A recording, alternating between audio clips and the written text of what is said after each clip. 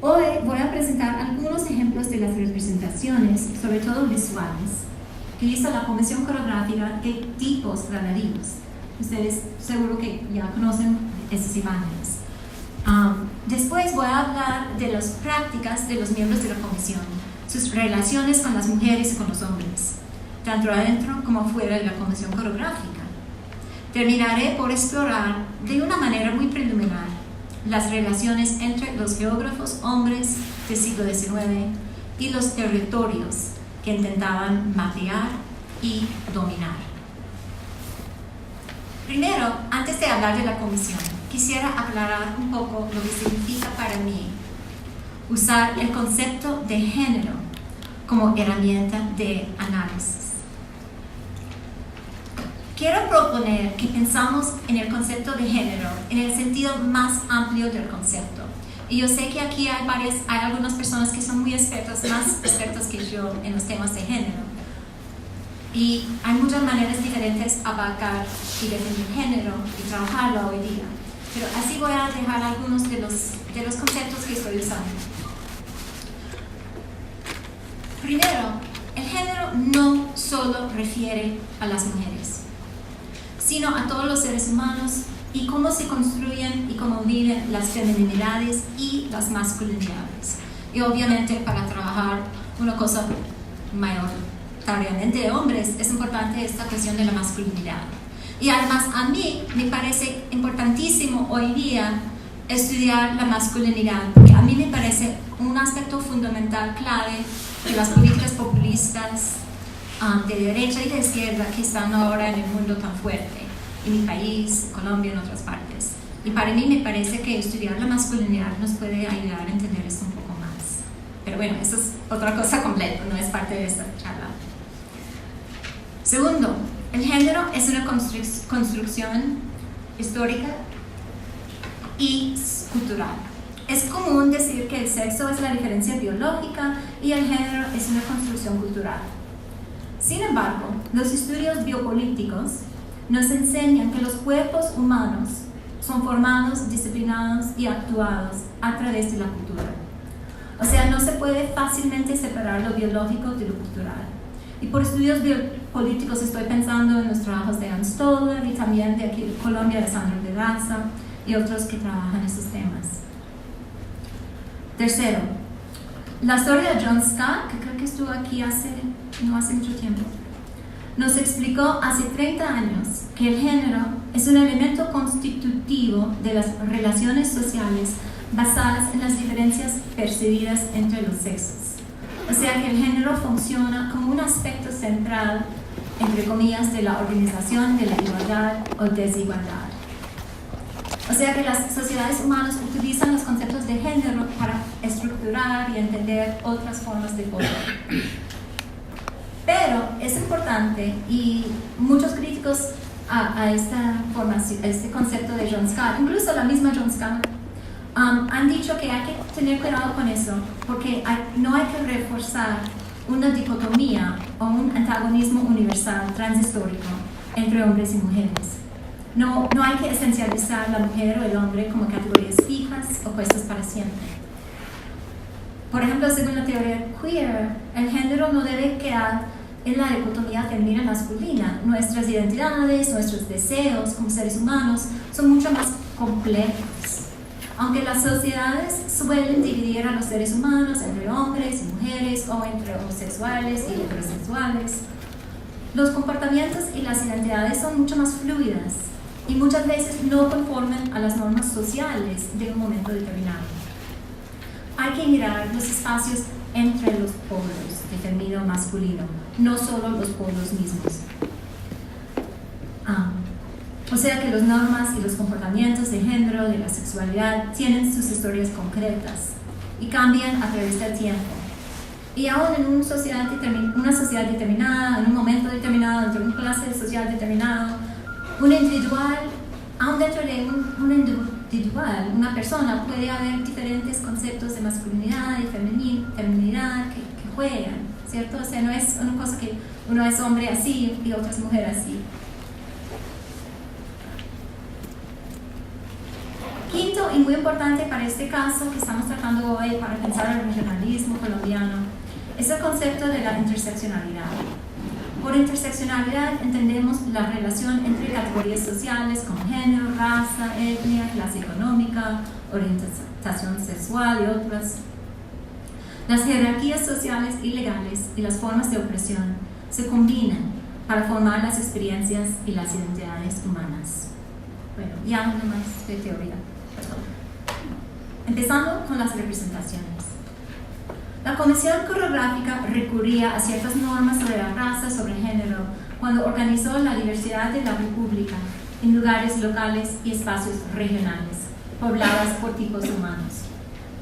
La apariencia y comportamiento de los tipos masculinos y femeninos marcaba el supuesto progreso o atraso de cada municipio o provincia o grupo social.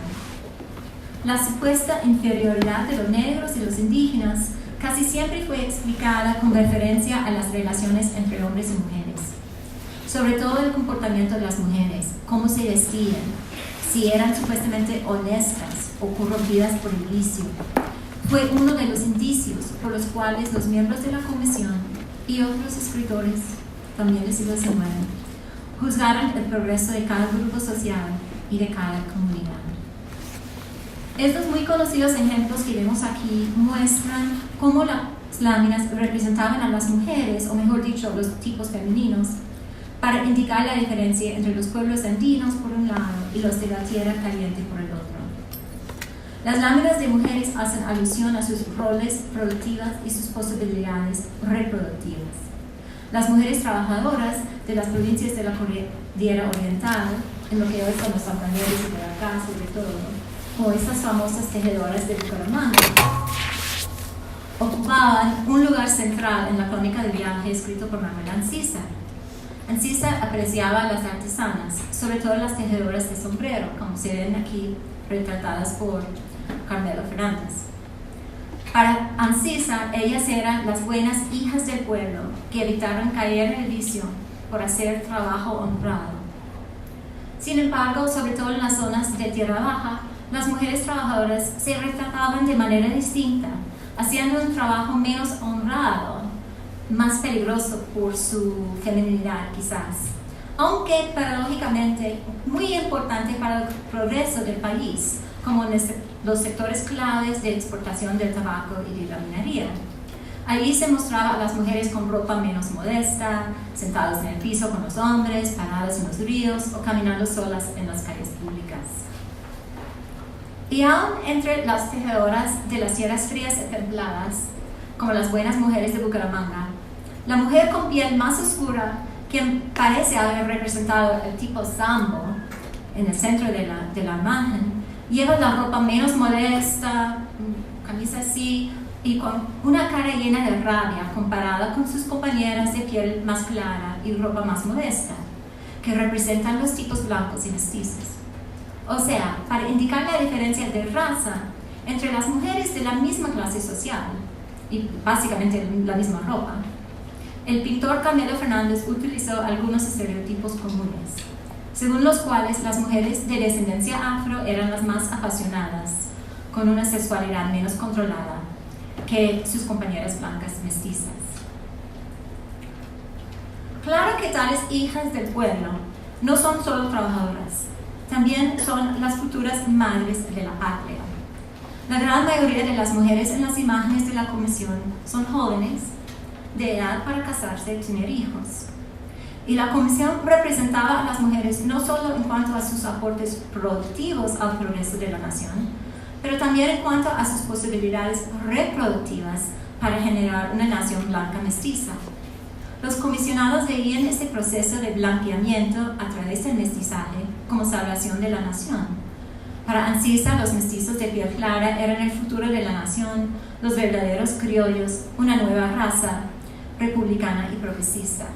Y enfatizaba mucho en cómo los habitantes de la Cordillera Oriental iban blanqueándose.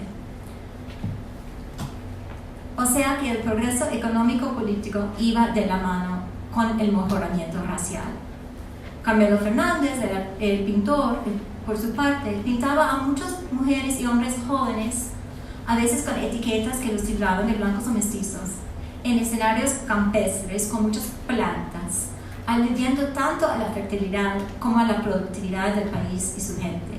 Y esas imágenes siempre me fascinaban, sobre todo lo de los dos hombres cosechando anís, aunque a mí me parece un cuadro que muestra algo de género, o por lo menos cargado con algo fuerte de fertilidad, de fecundidad, no sé, eso siempre me impresiona mucho. Pero son cargadas esas imágenes de potencia sexual, del amor. Yo quise llamar esta conferencia El amor en los tiempos de coreografía, pero me pareció demasiado absurdo, así que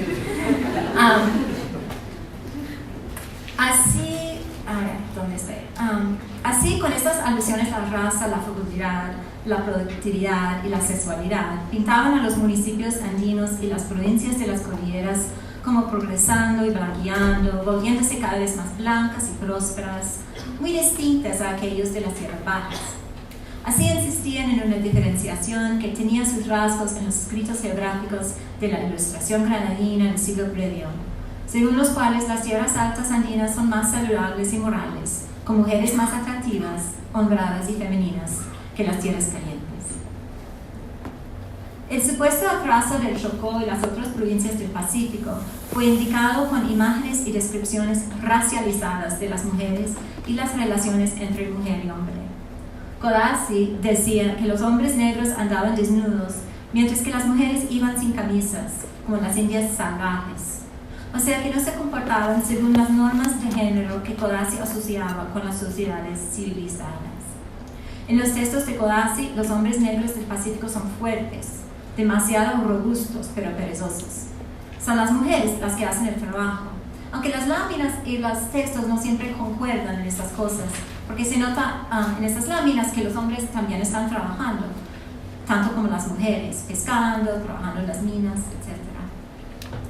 La comisión repetía un discurso común de las sociedades post-esclavistas del siglo XIX, según el cual la fecundidad de las zonas tórridas hacía que la vida fuera demasiado fácil. Los climas calientes supuestamente corrompían los papeles de género, hacían que los habitantes se volvieran perezosos y atrasaban el progreso, sobre todo entre la llamada raza africana, la cual se pintaba como hipersexual, demasiado fértil y gobernada más por las pasiones que por la razón. Y también se nota esta intersección de raza, género y clima en los escritos y las imágenes de la comisión sobre el llano de Casanare y los bosques del Caquetá. En mi libro, Dibujar la Nación, anoto que Codazzi se fascinó por los hábitos sexuales de tales indígenas, del Caquetá y de los llanos. Los describió en mucho detalle. Según Codazzi, siguiendo a Humboldt y Lacandoni y otros, el medio ambiente y el clima hizo que los indígenas de las selvas fueran más brutos y barbáricos. Se le notaba la barbarie en sus caras, sus facciones, sus cuerpos y sus mentes. Las selvas del Caquetá deshumanizaban a los indígenas hasta el punto de vivir, entre comillas, como animales montaraces. Las mujeres, según Codazzi, andan totalmente desnudas y desde la más tierna edad se unen al hombre que las trata como asémilas. Las facciones de esas desventuradas criaturas no indican gracia, sensibilidad ni elevación de alma. Su fisonomía requemada y curtida por la intemperie, nadie tiene de femenina. Tal y como observaba en los habitantes negros de las tierras bajas de la costa del Pacífico, roles de género y características físicas de los cuerpos de los hombres y sobre todo de las mujeres se volvieron puntos de referencia para clasificar el grado de la civilización de la zona. Él no cree que ellos tenían la capacidad mental, los hombres de esas zonas, para volverse ciudadanos granadinos. Solo por el mestizaje y formar una nueva raza podrían gobernarse, según Codazzi. Pero como elaboré en el libro, los sentimientos hacia los indígenas y hacia los negros no eran consistentes.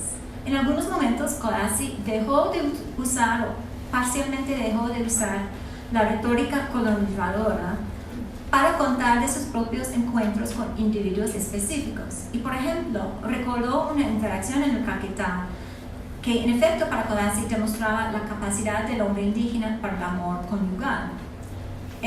Codazzi le había comprado un pájaro a un jefe indígena, pero tuvo que devolverlo el pájaro al jefe indígena.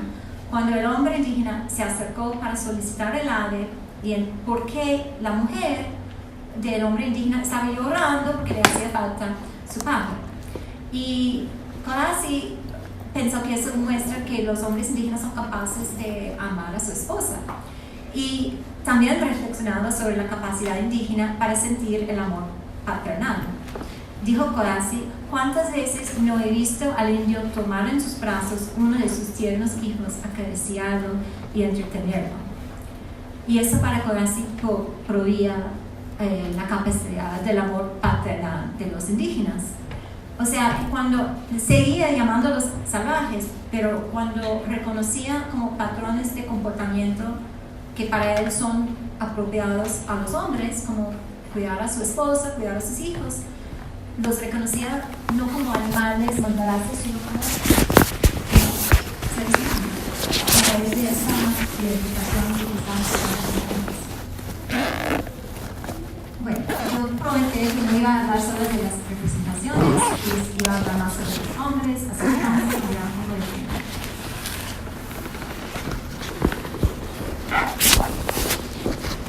Una familia masculina.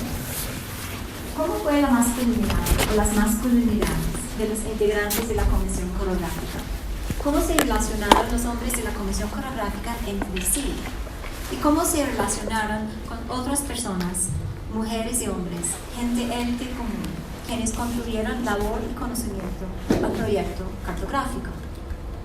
En la vida de Agustín Codazzi se nota la importancia de la amistad íntima con hombres, o sea, las relaciones homosociales, como los llamamos nosotros, los estudiosos. El ingeniero italiano, como es bien sabido, fue veterano de las guerras napoleónicas y actuaba como corsario en el Caribe durante las guerras de independencia, o sea, fue un guerrero.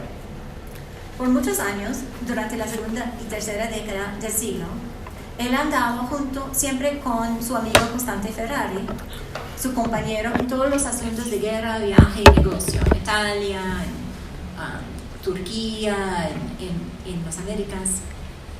Después de romperse con Ferrari en Italia en los años 20, Codazzi volvió solo a Gran Colombia y se casó con la venezolana Araceli de la Hoz y ayudó a fundar y mapear la República de Venezuela.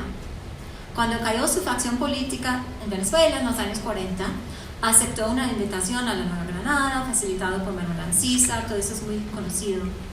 Y en 1850 firmó el contrato con el Estado para producir un mapa del territorio nacional y mapas coreográficos de cada una de las provincias, más o menos como había hecho antes en Venezuela, pero con más imágenes, dibujos, narrativas. De todos modos, en sus escritos privados y públicos, el general Codazzi no fue muy introspectivo. Hasta yo he encontrado, no habló mucho sobre el amor, el alma o el sentido de la vida. De algunas maneras, Codazzi ejemplificó lo que el historiador Matthew Brown describe como una virilidad revolucionaria, típica de los soldados de las guerras de la independencia, una forma de masculinidad construida sobre el valor militar. Se lo nota esa tendencia en la memoria autobiográfica que escribió el joven Codazzi en los años 20. Sin embargo, Codazzi no conformó con lo que Brown enfatiza como un elemento central de esa virilidad revolucionaria, que fue la proeza sexual. O sea, él no escribió mucho sobre sus conquistas de mujeres, no tuvo fama de conquistar a las mujeres. La mujer de Codazzi contiene muy pocas referencias a las mujeres. Las veía como atractivas, habla de eso.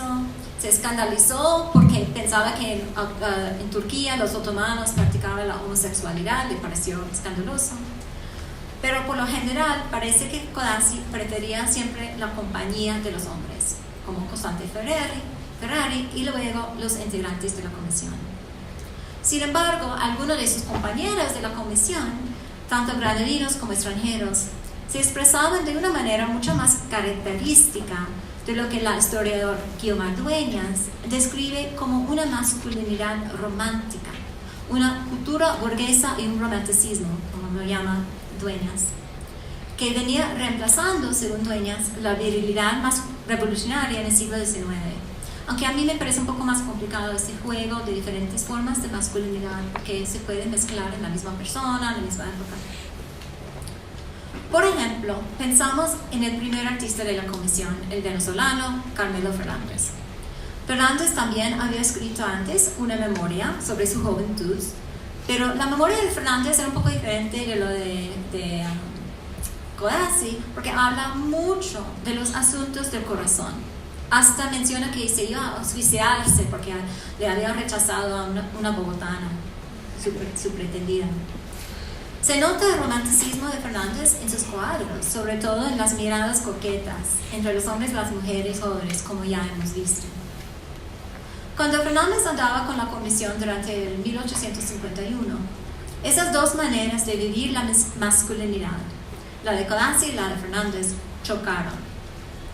Según Codazzi, Fernández era perezoso, evitó estar con el grupo de hombres y gastó demasiado tiempo con las pelonas, como las llamaba Codazzi.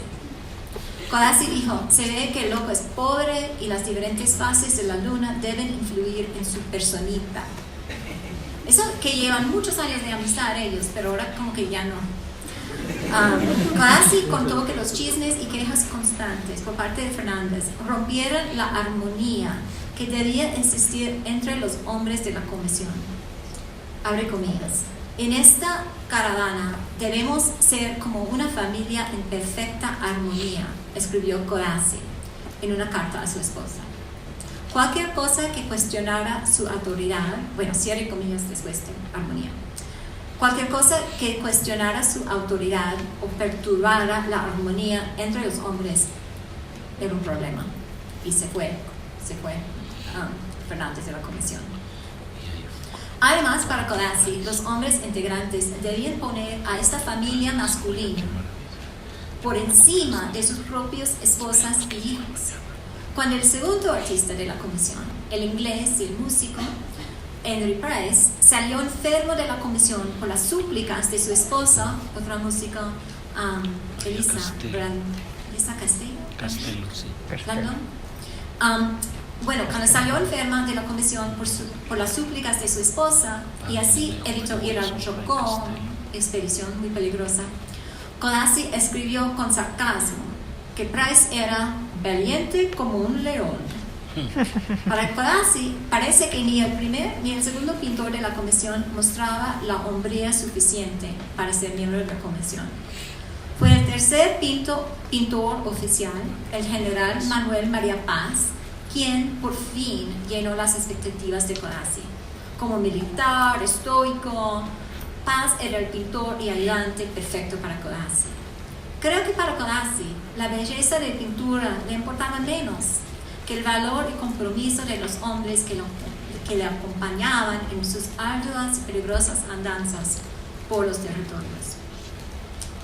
Sin embargo, había por lo menos un hombre intelectual más al estilo romántico, a quien Codazzi sí quería mucho, que fue Manuel Ancísar. Ancísar junto con Codazzi fundaron la Comisión Coreográfica en 1850. Pero después de 2 años peregrinando juntos en la cordillera oriental, en el 50 y 51, Ancísar salió del país en misiones diplomáticas, a Guayaquil y a Perú. A Codazzi le hacía mucha falta. Y siempre querían que Ancísar volviera a reunirse, a integrarse a la comisión, y hablaban mucho de eso, hicieron muchos planes. Pero Ancísar nunca volvió al grupo, aun cuando volvió a Colombia y se casó con Agripina Samper, ya no volvió a la comisión. La amistad entre ellos parecía muy fuerte y lleno de afecto y humor. Muestra la importancia de la amistad íntima entre hombres en el siglo XIX y cómo esos amigos íntimos expresaban su afecto. Mientras Ancísar andaba por el exterior entre los años 52 al 55, más o menos, Codazzi le escribió largas cartas llenas de chismes, chistes y afecto. Algunas de las cartas llenaban 4 páginas o más, con frases insertadas en las márgenes para llenar cada centímetro del papel. Codazzi escribió a su, entre comillas, muy querido amigo sobre la política, los coreógrafos, los planes para la comisión, sus frustraciones con el gobierno, sus planes para volver a encontrarse con Ancisa, la ciencia, las canciones que habían cantado en el camino, y los supuestos amores del soltero Ancísar en Guayaquil y Lima. Empleando el seudónimo con esta palabra, de Ancísar, Codazzi lo llamaba el venerable padre Alfa, y le decía en broma, entre comillas: conserve su salud, abrázame todas las muchachas de Guayaquil que me dicen que son muy voluptuosas y tendrás más que flaco el padre Alfa. En otra carta le dijo que el padre Alfa debe ser tan flaco porque, entre comillas, las frecuentes visitas para confesar las monjas en sus respectivas celdas le habrán usted absorbido hasta la médula de los huesos. Codazzi se preocupó mucho también por la salud del flaco Ancísar y le envió consejos médicos y hasta pastillas para prevenir la disentería. Dijo que el padre Alfa era la mejor y más bella flor de la colección botánica de la comisión. Y para Codazzi la separación le produjo una pesadumbre, y es por eso quería llamar la charla El amor en los tiempos de coreografía. Las cartas a Ancísar contrastan un poco con las cartas que Codazzi, durante sus andanzas con la comisión, envió a su amada esposa Araceli. Y ahora estoy apenas empezando a revisar la cantidad de cartas que yo no había revisado antes muy bien a Araceli, así que esto es algo que estoy trabajando más, la relación entre ellos. Pero según he visto en las cartas a Araceli, estas cartas trataban más de negocios, salud, los peones y los familiares, las mulas, muy importante. No mucho sobre el amor. Bueno, casi ya tiene como 60 años, pues no es sorprendente que no escribió cartas de amor a su esposa. Pero de todos modos, eran como más puntuales, más precisas esas cartas. De todos modos, hablando de Araceli, vale la pena investigar más sobre los aportes de las mujeres de la comisión. En general, la comisión fue una empresa masculina. Solo hombres y algunos jóvenes, como los mismos hijos de Codazzi, fueron explícitamente aceptados como copartícipes y colaboradores. Y claro que hubo toda una jerarquía de clase, algo de raza entre los que trabajan en la comisión. El mayordomo, los peones, los integrantes. Pero las mujeres, los niños y las niñas sí contribuyeron de manera quizás menos obvia. Codazzi estaba fuera de Bogotá por gran parte durante el año de los recorridos. Se notan las cartas que a la señora Araceli le tocó manejar todo. Por ejemplo, comprar y vender las mulas, muy importante para la comisión, hacer todos los cuentas, darle información política, darle mensajes a otros, buscar plata para la comisión. Durante los pocos meses al fin de cada año, cuando la comisión se radicaba en Bogotá, parece que los trabajos cartográficos los hicieron en casa, bajo el mismo techo, donde vivía la familia grande de Codazzi, con los muchos hijos, con la hermana de Codazzi, sirvientes y otros. Así que la casa y las finanzas de la planta física y las finanzas de la familia y de la comisión se mezclaban. Además, toda la familia participaba en el trabajo de la comisión, hasta las hijas. Bueno, sabemos que los hijos andaban a veces afuera con Codazzi a hacer cartografía y eso. Pero Constanza Codazzi, una hija que fue la que más escribió sobre su papá después y hizo mucho esfuerzo después de su muerte a fortalecer su legajo. Ella, una hija, luego recordó que comenzando a la edad de 11 años, que es la edad de mi hija, ella y sus hermanas ayudaban a reproducir los mapas manuscritos con un instrumento que se llama pantógrafo. O sea, las mujeres también trabajaban hasta las niñas.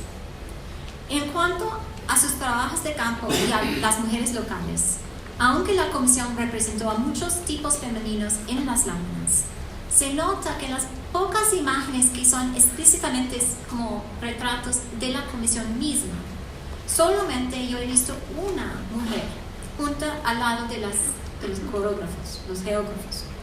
Y es una imagen de la comisión descansando al lado del río Meta. Una mujer indígena trae bananos. Esa es la única mujer que se nota así trabajando directamente para la comisión. Se nota aquí también Domingo, uno de los hijos de Conasi, cargando un fusil. Creo que fue Domingo quizás que mató el chivivo que están cocinando ahí para comer la comida. Los peones y el mayordomo, el cocinero, todos ahí están. Sin embargo, todos eran hombres. Sin embargo, es evidente que las mujeres aportaban comida, alojamiento y conocimiento a la comisión a lo largo de sus recorridos. Las mujeres les cuidaban a los coreógrafos cuando se enfermaban, y se enfermaban mucho.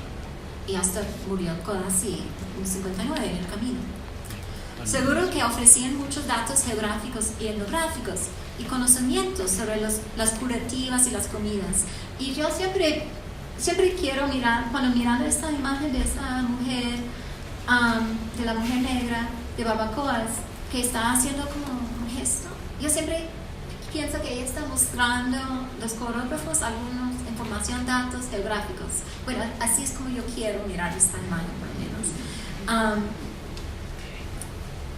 Es posible, o es más bien probable, que se hayan presentado encuentros sexuales también, aunque claro que cualquier encuentro, fuera amoroso o violación o transacción pagada, o con mujeres o con hombres, quedó afuera del archivo escrito de la comisión.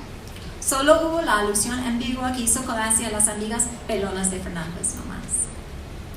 De todas maneras, hay mucho que decir e investigar en cuanto a las relaciones entre los comisionados hombres y las mujeres, o los científicos hombres más bien, no solo los comisionados de la coreografía, y las mujeres, sus relaciones sociales y sus emociones. Tal investigación nos puede llevar a pensar más en los aportes de las mujeres y otras personas no reconocidas en la producción del saber científico decimonónico. Por el momento, sigamos a otro tema para pensar el siglo XIX, que es como el último tema que voy a tratar hoy, que es la relación de los viajeros científicos con los paisajes.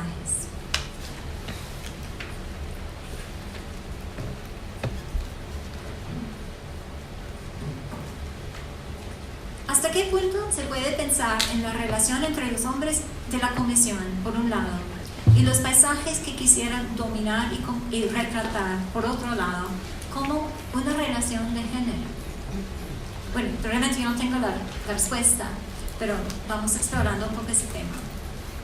Si la naturaleza ha sido definida como femenina, como han argumentado algunos, se puede entender el esfuerzo de los hombres para dominarla como una relación de género.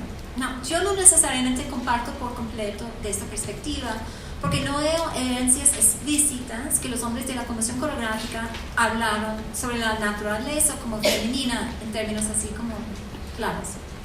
Sin embargo, se puede decir que el proyecto coreográfico fue un esfuerzo de conquista y dominio, aspectos importantes de ciertas formas de la masculinidad. Por lo menos para algunos hombres, algunas formas de la masculinidad, el dominio era central.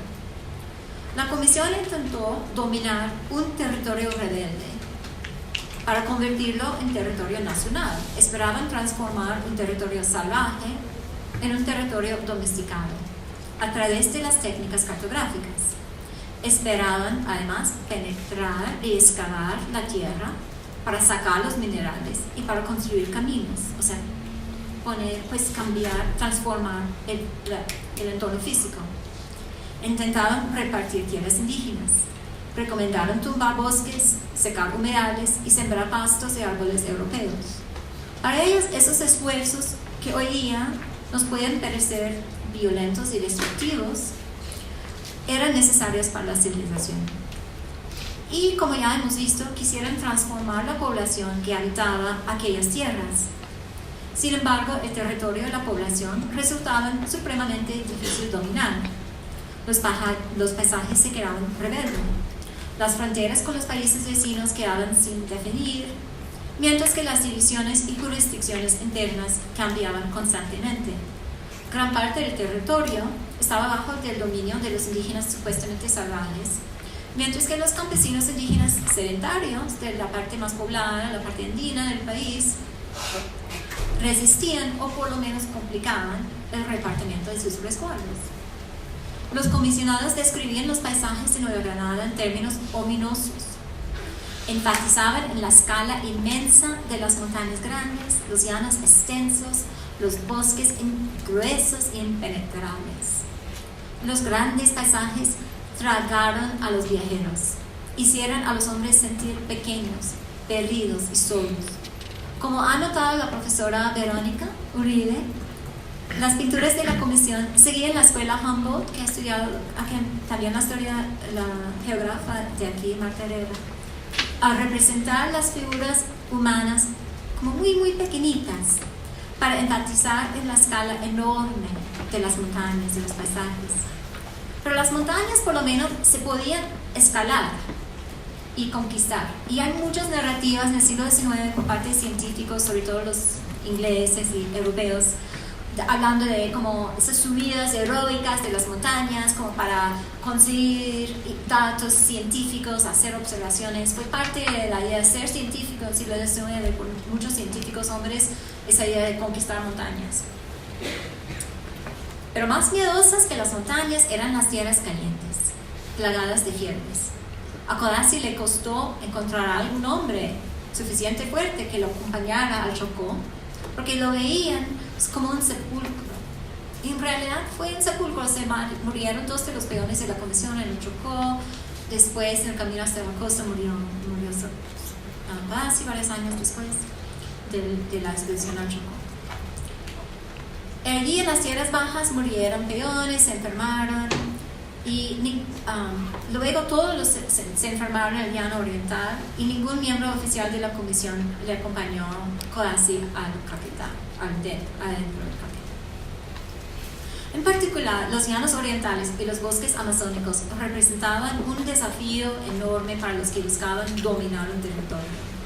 Los territorios fronterizos estaban todavía en gran parte bajo dominio indígena, no se podía penetrar muy de fondo, ni mucho menos medir y ampliar de manera extensa. Allí Codazzi se sentía muy solo y melancólico. Sus escritos más románticos son los que escribió sobre los paisajes fronterizos. Usaba palabras como soledades, desiertos y inmensas para describir los paisajes. Una y otra vez recurría a la metáfora del mar.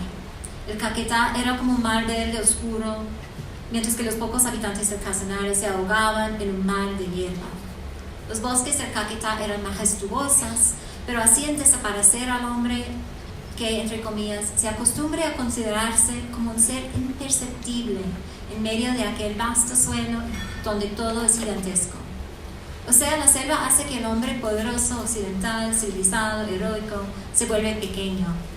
Codazzi habló de la melancolía que se apodera del hombre pensador, viéndose como sumergido entre una copiosa vegetación. La selva era descontrolada, demasiado fecunda, una espesa orgía de vegetación. Y esta idea de una orgía refleja no solo como Codazzi veía las selvas mismas, sino también, como hablamos ahora antes, a los indígenas que habitaban las selvas y los llanos, sus cuerpos, sus costumbres afectados por el entorno barbárico y aislado. Bueno, yo tenía otra sección, parte de este tema que yo iba a trabajar, pero creo que lo voy a cortar para no gastar mucho tiempo. Pero es la idea de para hablar un momento, la idea de si la masculinidad liberal, republicana, virtuosa del siglo XIX se basaba tanto en la idea de autonomía, que fue parte central del liberalismo, de los derechos de la ciudadanía. ¿Qué pasa cuando esos hombres tan autónomos se vuelven muy dependientes de hombres que ellos veían como inferiores, como sus cargueros, silleteros y como sus vaquianos, que fueron hombres que hicieron como apoyo muy importante a la comisión? Voy a dejar esto por ahora, pero podemos volver a hablar un poco de este tema, que es más una inquietud que un argumento así como claro. Bueno, de manera de conclusiones,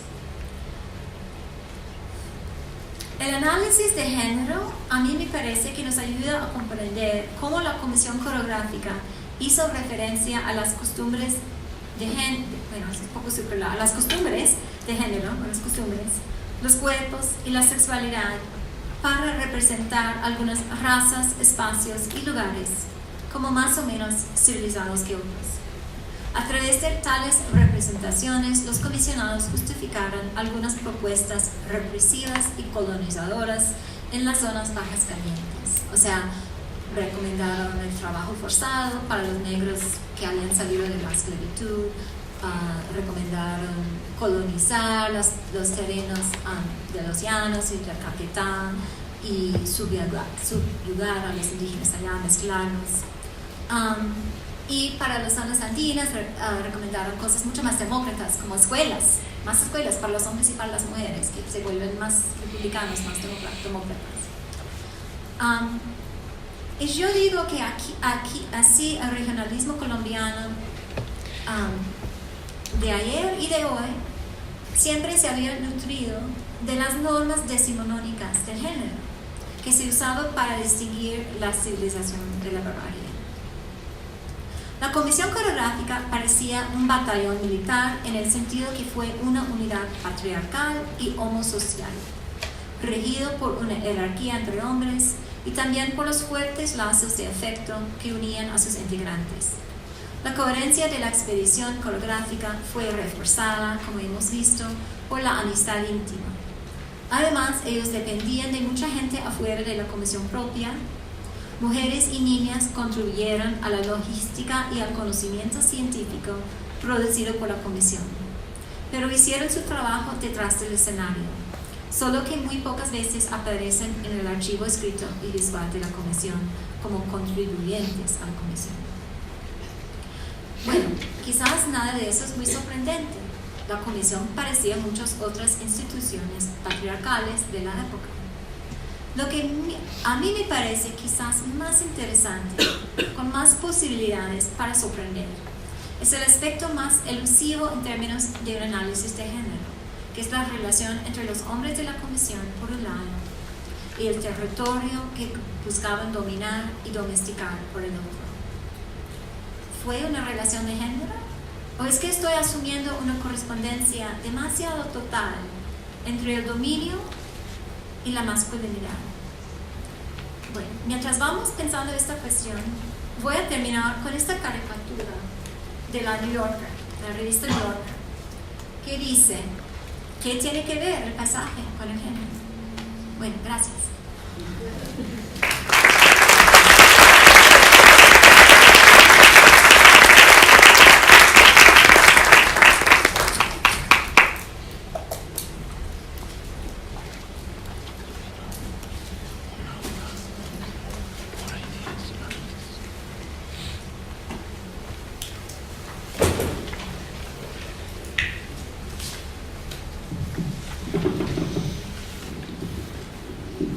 Bueno, vamos a recibir algunas preguntas. Si quieren levantar la mano y lo voy acá asignando.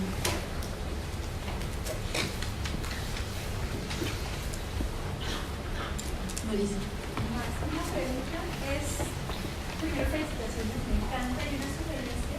Ya yo veo un libro sobre las relaciones entre ellos. Estaba pensando mucho en el libro que escribió la historiadora norteamericana, relación entre Jefferson y su esclava. Sí, sí. Y yo me imagino algo así sobre esta relación entre estos personajes, sea amistad, lo que sea, pero además lo necesitamos mucho, porque a veces cuando pensamos en el siglo XIX nos falta esa otra parte, o sea, pensar en las personas, en sus emociones, en su manera de ver el mundo y no solo la política. Entonces me encanta. Muchas gracias. Muchas gracias.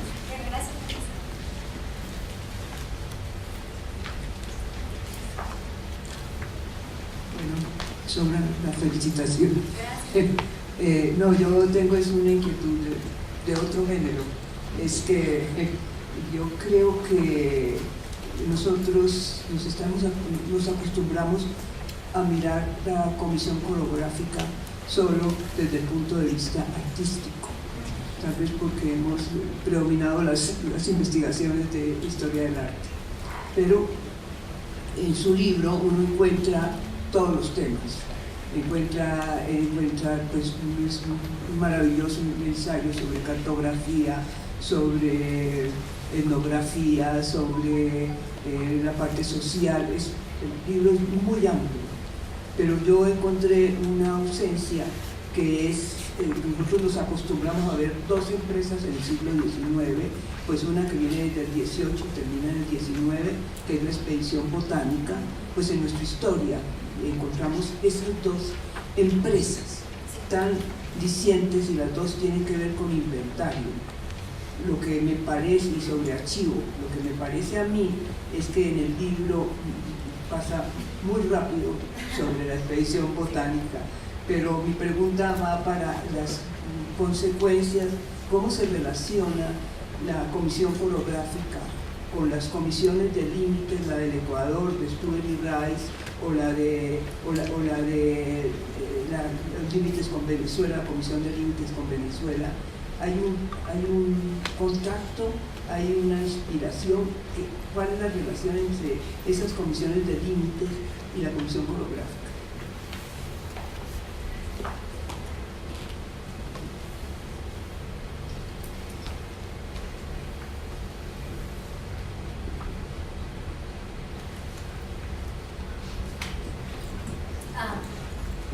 Gracias por esos comentarios y preguntas. Primero con lo de la profesora Marisa Lazo y la vida.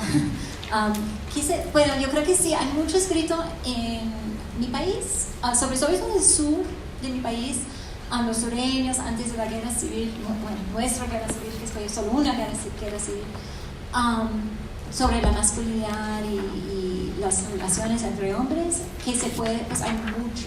Es una literatura que yo quiero trabajar un poco más.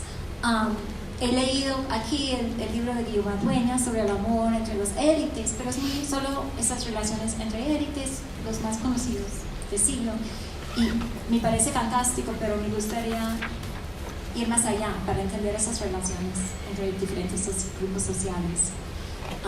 Sobre todo esas relaciones entre hombres, yo creo que es muy interesante porque a mí me parece que esa idea de amistad entre hombres tenía muchas formas de expresar y ahora hablamos en inglés de los romances, esas relaciones afectivas entre hermanos como de hombres, pero yo creo que eso es algo que se podía estudiar mucho más. Y yo creo que muchos críticos de literatura lo han trabajado, pero yo creo que eso es algo que podemos ir expandiendo. En cuanto a los comentarios de Beatriz, me siento muy honrada que ha leído mi libro y lo ha mirado con tanto cuidado. En realidad yo no sé mucho de las comisiones de límites específicamente, pero casi sabe siempre siempre citando a los que llegaban antes, haciendo citas largas de Caldas, de la Condamine en Ecuador, de Humboldt. Llevaba el libro de Humboldt a mano cuando hacía sus mapas de Venezuela, cuando casi hizo sus mapas de Venezuela. Siempre estaba en diálogo constante con ellos y con los conocimientos que habían producido ellos. Y también estaba en diálogo con Wallace, con otros científicos importantes de la mitad del siglo XIX. Estuvo en mucha conversación con los de Europa cuando fue 2 veces a Europa a presentar mapas, primero los de Venezuela, o iba una vez para presentar los de Venezuela, iba a ir otra vez para presentar los de Colombia, pero murió antes. Así que yo creo que ese es un tema que se puede alargar también, estas relaciones. Sabemos que algunos integrantes de la comisión eran estudiantes, de gente que habían trabajado con la expedición botánica. Pero aún más importante, creo yo, son las expediciones después de la comisión, después de la expedición botánica, los primeros esfuerzos republicanos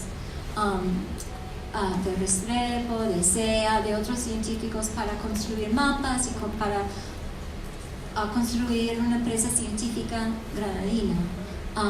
Joaquín Acosta.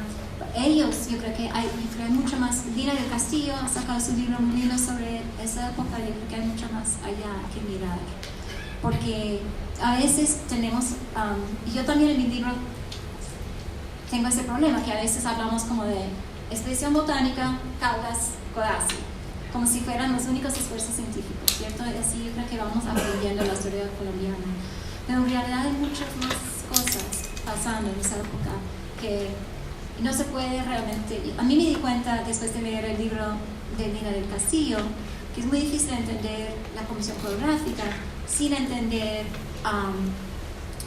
todo lo que era el entorno republicano, científico, de las sociedades de Caldas que habían fundado Manuel Ancísar antes de traer a Corazzi a la Nueva Granada. Así que creo que había mucho más que estudiar desde la perspectiva científica y también artística.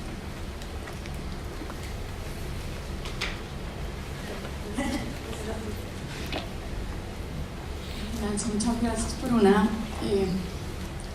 conferencia fascinante, y hay un tema que me llama mucho la atención y no sé si también has llevado esta idea de paisaje y género hasta allí, es esta idea del ascenso heroico a la montaña versus la tierra baja, que de alguna forma también, aquí pensándolo, ese ascenso heroico a la montaña pareciera tener una relación muy directa con esa virilidad revolucionaria versus esas tierras bajas más con esa masculinidad romántica, que de alguna forma como que el ascenso a la montaña además viene de esta virilidad revolucionaria de Codazzi, que ha cruzado las montañas de Italia, ¿no? Que ha estado con Napoleón, que viene como esta idea de que la montaña cuesta más pero no te mata, versus la tierra baja es menos difícil de dominar pero te mata, ¿no? Y la tierra baja es el calor, es lo romántico, son las pasiones, digamos, desbordadas y te mata, ¿no? Como casi que es ese lado femenino también de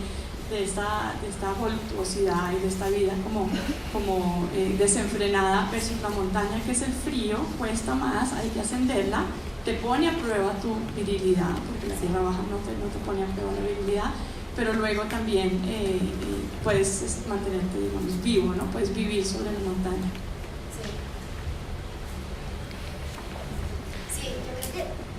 Sí, quiero hablar más contigo después sobre esto porque me parece que hay mucho allá, o sea, uno piensa en lo que han escrito sobre Humboldt subiendo, Chimborazo, y hay mucho sobre eso. Me gusta esa idea tuya de que las montañas en las montañas se pierde la masculinidad, en las tierras bajas se pierde la masculinidad, ¿cierto? Se mata, se vuelve persona chiquito, se vuelve feliz, se pierde.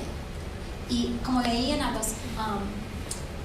las zonas tropicales como sitios donde cambiaban los cuerpos de las personas, que enervaban, que sacaban la salud de las personas, mujeres, tanto mujeres que hombres, que yo creo que ellos también realmente perderse y morir en las zonas tropicales. Bueno, todavía no hablaban de las zonas tropicales, de las zonas torrenciales. Y además hay una parte de la memoria de Codazzi que me acuerdo de los años, cuando hablo de en los años 20, cuando escribió sobre sus andanzas en las guerras de independencia. Él andaba por el río Atrato y él decía de los bosques del río Atrato, al lado del río Atrato, que ellos hacían guerra al hombre. Pues él veía los paisajes desde la perspectiva de un guerrero y los paisajes mismos haciendo guerra al hombre.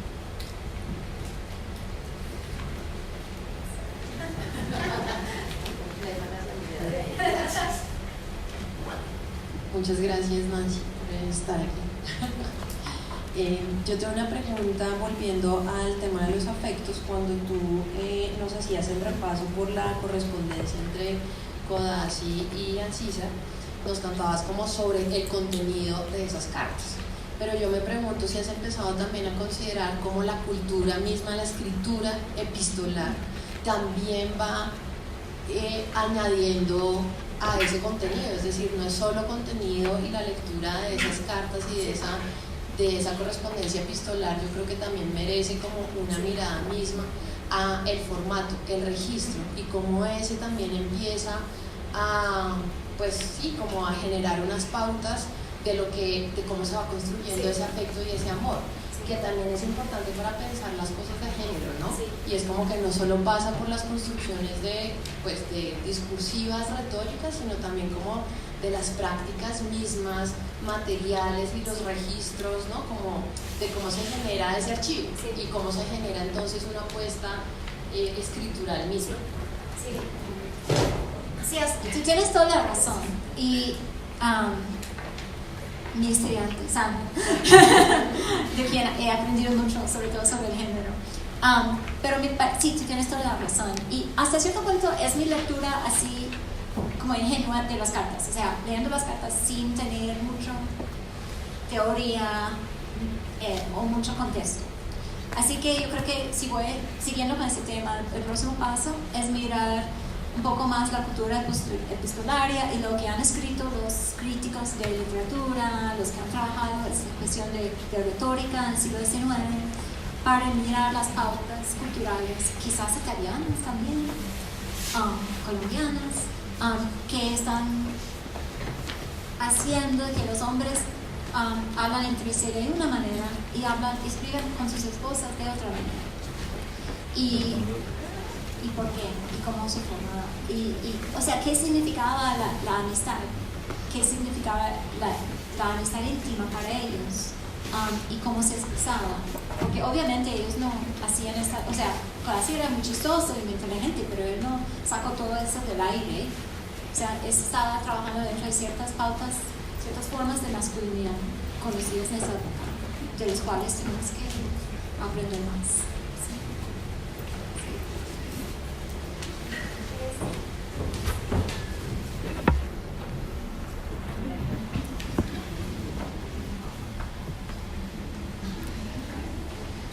Buenos días. Bueno, mi pregunta, no sé, como comentario, va a lo siguiente. ¿Existe alguna diferencia entre la perspectiva que Henry Price y Fernández y Manuel María Paz hacen sobre, al momento de hacer las acuarelas o los dibujos? Porque yo, por ejemplo, en el caso de Henry Price, la acuarela que se llama Tipos de Provincia de Medellín, o algunas, da un énfasis muy marcado a la mujer de color. Fernández es un poco más sutil, y en el caso de Manuel María Paz, como que la mujer de color queda rezagada detrás de una mujer, digamos, blanca. Entonces no sé si has hecho alguna lectura o hay algún comentario que puedas hacernos al respecto. Algo que me parece bastante interesante y que durante el transcurso de tu libro lo mencionas, pero no sé si con el tiempo has podido llegar a conclusiones más profundas al respecto. Ojalá que tuviera conclusiones más definitivas. Sí, a mí me parece que hubo diferencias. Estuvimos ahorita hablando de eso antes de la conferencia con la profesora Beatriz González, que sí hubo diferencias en cómo se retrataban a las mujeres negras, y las imágenes de Price sobre todo se resaltan la negritud de los habitantes de Antioquia, ¿cierto? Y sobre todo a mí siempre me interesaba, y no las traje hoy, pero es como es otro tema, pero me interesan mucho las mujeres que se paran en el centro de la imagen, mirando directo al pintor, a veces con un shawl, Sí. una ruana rojo, así que o sea, una presencia fuerte, ¿cierto? Mientras empezaban los otros escritores y pintores a pintar Antioquia como una zona blanca. Pero yo creo que, y además pintar a las zonas andinas como blanqueándose. Y la idea que yo tenía, aunque no es muy fundamentada en ninguna evidencia, es que Price miraba todo eso desde la perspectiva de un inglés que había estado en Norteamérica, que veía a todos los colombianos como básicamente gente de color, que no le importaba tanto la idea de que se iban maquillándose, así que no estaba metido en este tema que se preocupaba tanto a César, que mostrar la blancura de las cordilleras, y tampoco quizás los veía pues una diferencia tan fuerte entre las tierras bajas y altas como los granadinos veían esas diferencias. Yo no sé si eso responde a la pregunta. No, sí. De hecho, eso tiene relación un poco con lo que comentabas de las contradicciones que el mismo Codazzi plantea, sobre todo cuando visita la región antioqueña. Pongo en contexto que dice, perdón, no cito de tu libro, Codazzi describió a los habitantes de Antioquia de ascendencia africana de los valles de las tierras bajas y de los distintos distritos mineros en una de esas mismas provincias como una raza distinta con características inferiores. En el mismo conjunto de reportes proporcionó abundantes detalles etnográficos sobre los indígenas locales, a quienes distinguió entre indios desnudos e indios vestidos, y se refirió en general a los antioqueños como una raza particular por sus costumbres de robustez y su laboriosidad de genio emprendedor y comercial. Entonces yo creo que también la misma imagen ayuda a ver ese contraste que menciona Codazzi, a la misma dicotomía. Sí. Entonces Sí, me parece... no eran muy consistentes, o sea, a veces pintaban toda la zona antioqueña como blanca y otras veces no, como una mezcla de razas, o que toda la zona de Santander como blanqueándose y otras veces no, como mucho más mezclada. Ellos iban formando, para mí todo lo que escribió y pintó la Comisión Fotográfica era básicamente un borrador, como nunca volvieron a publicarse por sí mismo como un libro, como atlas final, como empezar a imprimir las mapas. Solo fue después de que murió Codazzi que todo eso pasó, así que para mí es un borrador y tiene muchas cosas que no cuadran, ¿cierto? Y además varios integrantes con sus perspectivas diferentes, algunos extranjeros como Codazzi, como Price, como Fernández, otros granadinos. Pero sí, yo creo que sí, veían esa diferencia entre tierras altas y bajas y las veían muchas veces en términos de comportamiento de mujeres. Sí.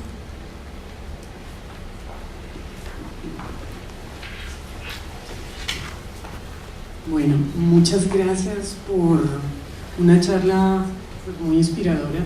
Yo no trabajo siglo XIX, sino la colonia, pero soy una cada vez más enamorada del siglo XIX, entonces mi pregunta va en ese sentido, y es que me llamaba mucho la atención la relación, claro, de amistad y de un profundo cariño entre hombres, que uno lo ve en varios epistolarios durante el siglo XIX, y me preguntaba si la relación, por ejemplo, de Codazzi y Ancísar con los pintores mismos, en relación a la pregunta anterior, pues si hay algunos registros, ¿no? Porque cuando uno ve los grupos de láminas, Carmelo Fernández, Henry Price, Manuel María Paz, son producciones distintas, ¿no? Que tal vez pues que se han explicado un poco como un producto individual de los pintores de la comisión, pero yo pensaba cómo se da esa relación de trabajo en equipo, ¿no? de sociedad entre Ancísar y los pintores, porque bueno, tú hablabas de la relación entre Ancísar y Codazzi, ¿no?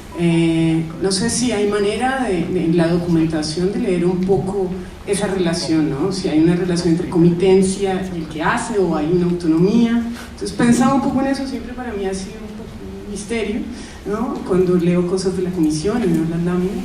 Y la segunda pregunta tiene que ver con esos referentes del pasado, y están las pinturas de casta, ¿no? Que para el caso neogranadino no tuvimos. Tenemos algunos registros hacia el sur, pero sobre todo hacia el norte. Muchas veces cuando yo veo las láminas pienso inmediatamente en pinturas de castas o en algunos de esos estereotipos, ¿no? Sobre todo de raza, de la representación de la feminidad, que parecen evocarse, por ejemplo, resaltar la cultura material, ¿no? Como es el implemento que identifica.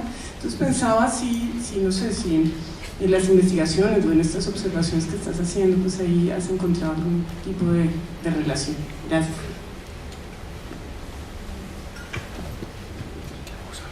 Sí, para mí también esas relaciones de competencia y de amistad hasta ahora también son hasta cierto punto un misterio. Yo no sé si los historiadores de arte quizás tienen más datos sobre ellos como pintores y como hombres individuales, productores de conocimiento y de cultura visual individuales. Ojalá que yo supiera más sobre ellos, me interesaría mucho. En cuanto a la influencia con las imágenes de casta, yo dudo mucho de que ellos habían conocido o visto las imágenes de casta, porque como se quedaban la mayoría en España o en México, no eran... Yo no creo que eran muy conocidas, es posible, pero no creo. Además, como tampoco habían visto los dibujos o los mapas de la exposición botánica.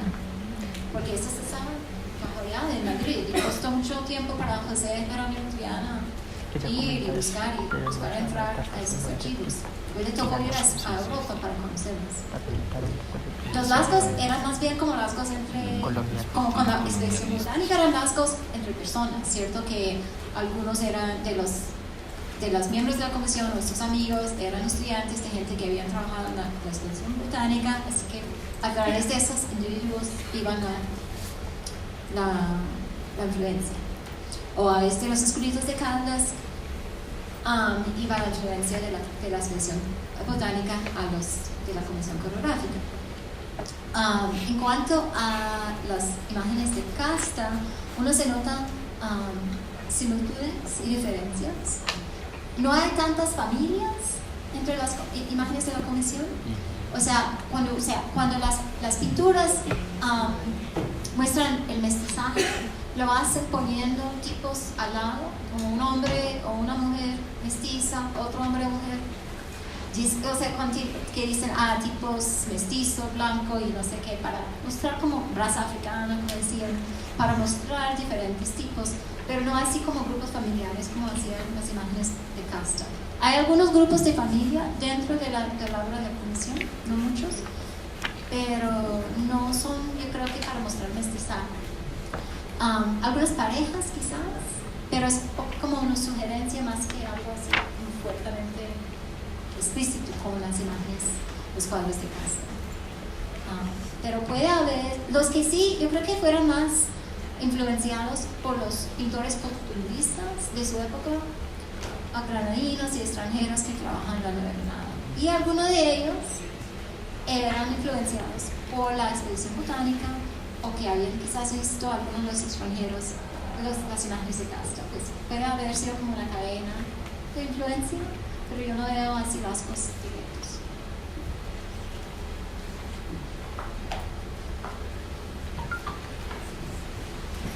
Nancy, muchas gracias por tu charla. Es un gusto poder parar un ratico el tren de la vida y venir a algo tan sugerente, inspirador.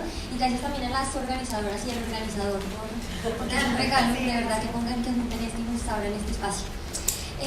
A mí me parece, Nancy, pues yo aplaudo mucho la intención por pensar las masculinidades, me parece que es tan importante hoy en día, y cuando empezaste tu charla hiciste una alusión a cómo esta investigación del siglo XIX ha sido sugerente para ti pensando masculinidades en nuestro mundo loco contemporáneo. Quería preguntar si pudieras hablar un poquito de eso.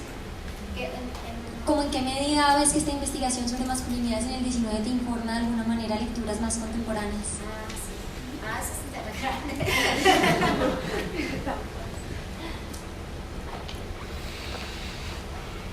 Bueno, es un placer hablar de estos temas con algunas de las personas que me han inspirado en algunos aspectos de mi investigación. Por ejemplo, las de Ana, que me ayudaron mucho a entender la cultura material de la época.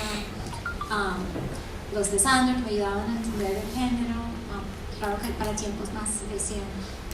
Pues yo no, es difícil, eso más bien como pensamientos que he tenido últimamente viviendo en mi país, todo lo que es el trumpismo.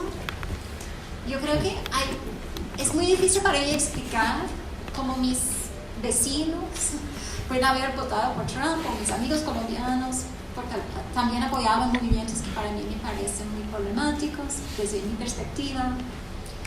Y yo creo que por lo menos para los hombres y quizás también para las mujeres que andan en estos movimientos y estas tendencias, la masculinidad es una parte fuerte de su amor, su cariño para esos líderes que para mí personalmente son ofensivos.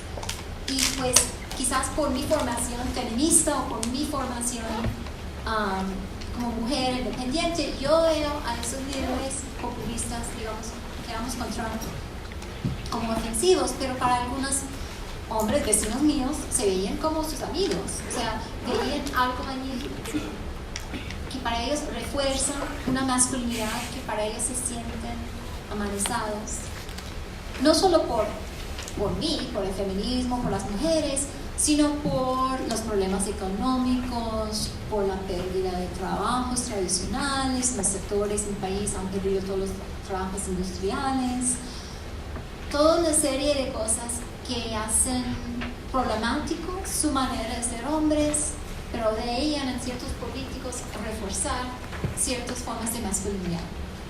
Y yo creo que obviamente es mucho más complicado de lo que yo estoy diciendo, pero me parece que hay mucho ahí para estudiar, para entender, si vamos a enfrentar esas tendencias. Yo no sé si eso responde a la pregunta, pero en eso voy pensando, pero no tengo las respuestas. ¿Alguien más tiene alguna pregunta?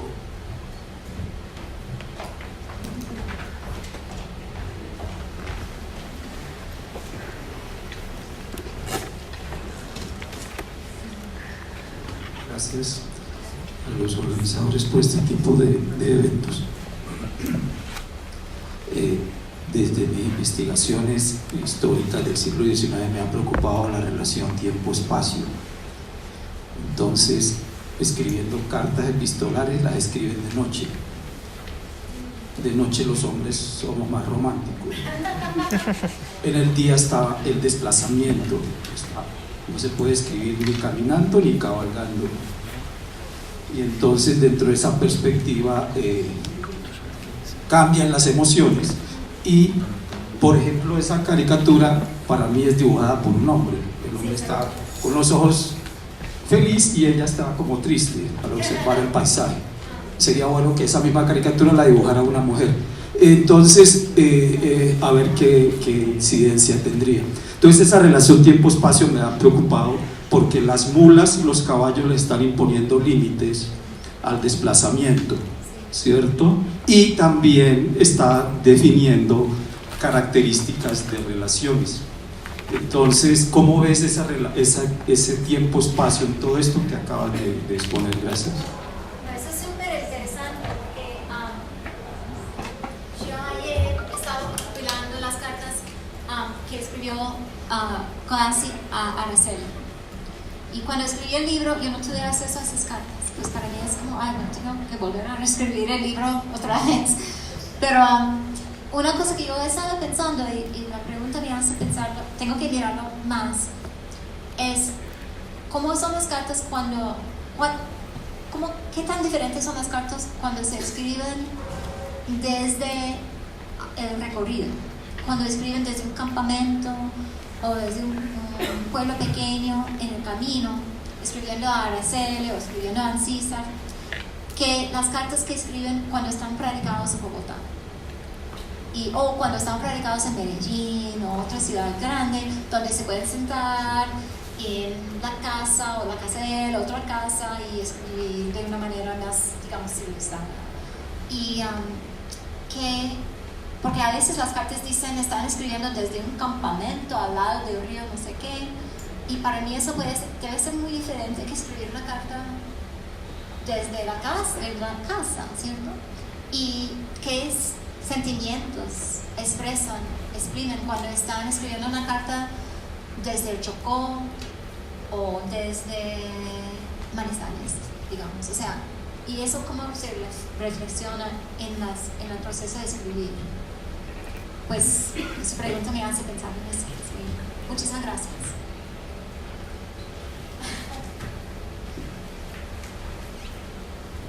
Gracias, Nancy. Una pregunta sobre el concepto de civilización que mencionaste varias veces, que tiene muchas formas de interpretación, etcétera, pero que es de origen principalmente europeo. Entonces, quería saber si en la comisión había, a través de esas imágenes de género, raza y de la construcción que hacían, había una forma de criollizar y de retar la versión europea de civilización y convertir una versión criolla que no solo estaba limitada al blanqueamiento, sino que veía como la diversidad como algo positivo. No sé si viste eso en tu trabajo. Lo voy a tener que ir pensando más, es una muy buena pregunta, pero pues aunque Ancísar hablaba mucho del blanqueamiento, yo creo que para él la civilización o el progreso, mejor dicho, era algo muy...